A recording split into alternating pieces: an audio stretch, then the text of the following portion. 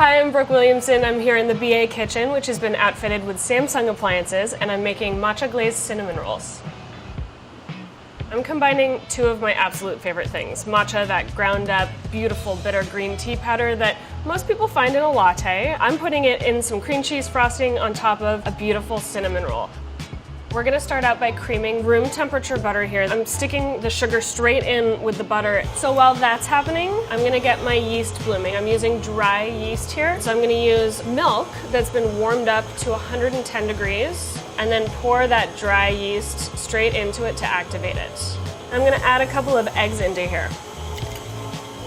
And then I have two different types of flour. I have all-purpose flour, and then I have bread flour, which I'm actually just gonna combine together. A little bit of salt in there. So what we're gonna do is alternate the dry ingredients with the warm milk and yeast mixture here.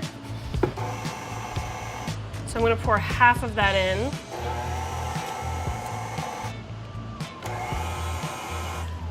Get that in there. You wanna make sure you get all those little pieces of yeast in there. Close that back up. I'm gonna cover it so it doesn't dry out. We're gonna stick this into the Samsung double-walled oven on the proofing setting, which will keep it all nice and warm and toasty.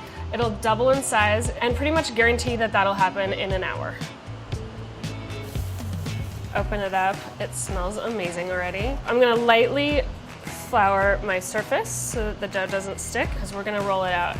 And this is called punching it down. All right, so what we're gonna do here is roll this out. This is where we fill the inside of that beautiful swirly cinnamon roll. My goal here is to get it kind of as perfectly rectangular as possible. And then we're gonna make our filling, which is literally sugar and cinnamon.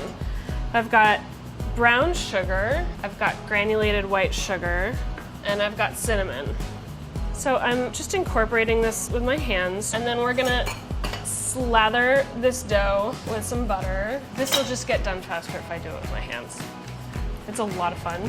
And now I'm just gonna evenly coat it with this cinnamon sugar. And this sugar is gonna melt while it's baking and create this gooey, sugary, syrupy consistency inside. So now I'm gonna roll this up. And that's what gives you that sort of pinwheel effect. So getting it started, and then we're gonna keep it as tight roll as possible. There we go. I have a half sheet here. I'm just gonna spray so it doesn't stick. We'll just stick them straight onto the baking sheet. And they'll kind of bake into each other because they'll spread out. Our goal here is to get a really flaky, browned, beautiful, crunchy outer texture, but leave the center really gooey and soft, like everybody wants their cinnamon roll.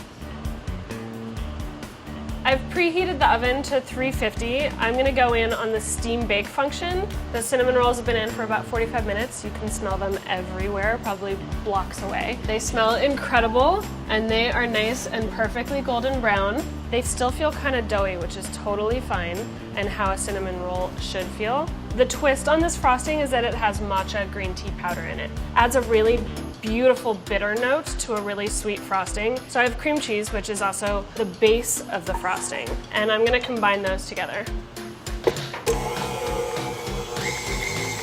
So we have our powdered sugar here. I'm gonna actually put the matcha powder right into the powdered sugar and mix it around a little bit so that it's really evenly distributed. I can just dump this all in. I'm gonna add a little lemon zest for a touch of acid. You just want to make sure that there are no chunks of powdered sugar or no chunks of matcha in there.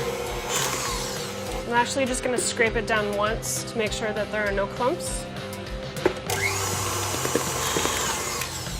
And that's it. This is going to go directly onto the cinnamon rolls. I'm going to just pile a heaping spatula on, and then I'll smooth it out. You want them to look kind of haphazard and whimsical.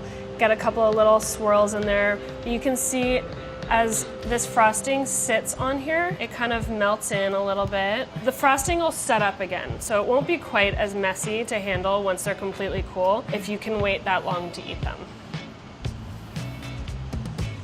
Some might use a knife and fork on these. I am not that person. This bite right here is the best bite of the whole thing. That is good.